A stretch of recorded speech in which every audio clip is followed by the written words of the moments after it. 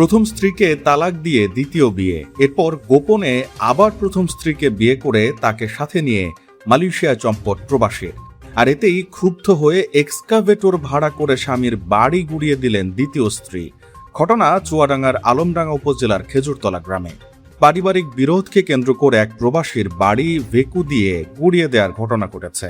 অভিযোগ রয়েছে, দ্বিতীয় স্ত্রীকে রেখে প্রথম স্ত্রীকে পুনরায় বিয়ে করে মালয়েশিয়ায় নিয়ে যাওয়ায় ক্ষুব্ধ হয়ে দ্বিতীয় স্ত্রীর পরিবারের সদস্যরাই ভাঙচুর চালান।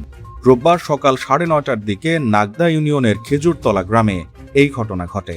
ঘটনার একটি ভিডিও সামাজিক যোগাযোগ মাধ্যমে ছড়িয়ে পড়ার পর স্থানীয়দের মধ্যে ব্যাপক আলোচনা শুরু হয়।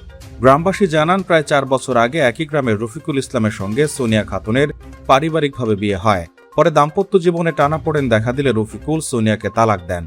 এরপর তিনি স্থানীয় মুকুল হোসেনের মেয়েকে বিয়ে করে নতুন সংসার শুরু করেন। স্থানীয়দের ভাষ্য, কয়েকদিন আগে রফিকুল গোপনে প্রথম স্ত্রী সোনিয়াকে আবার বিয়ে করেন এবং তার সঙ্গে মালয়েশিয়ায় চলে যান। বিষয়টি জানতে পেরে দ্বিতীয় স্ত্রীর পরিবারের সদস্যরা ক্ষুব্ধ হয়ে রোববার সকালে রফিকুলের বাড়িতে গিয়ে ভেকু দিয়ে বসতঘর ভেঙে ফেলেন। খবর পেয়ে ঘটনাস্থলে গিয়ে বাড়ি ভাঙার দৃশ্য দেখেছেন বলে জানান স্থানীয় সাবেক ইউপি সদস্য বোরহান উদ্দিন। তিনি বলেন, যদি প্রতারণার অভিযোগ থেকেও থাকে তাহলে আইনের আশ্রয় নেওয়া উচিত ছিল। নিজ উদ্যোগে বাড়িঘর ভাঙচুর কোনোভাবে গ্রহণযোগ্য নয়। রফিকুলের শ্বশুর মুকুল হোসেন দাবি করেন, তার মেয়েকে বিয়ের সময় রফিকুল জানিয়েছিলেন প্রথম স্ত্রীকে তালাক দিয়েছেন। পরে গোপনে আগের স্ত্রীকে আবার বিয়ে করে বিদেশে নিয়ে যাওয়ায় তার মেয়ের জীবন অনিশ্চয়তার মধ্যে পড়েছে। এ ঘটনায় রফিকুল ইসলাম বা তার পরিবারের কোনো বক্তব্য জানা সম্ভব হয়নি। প্রবাস কণ্ঠ, নিউজ ডেস্ক।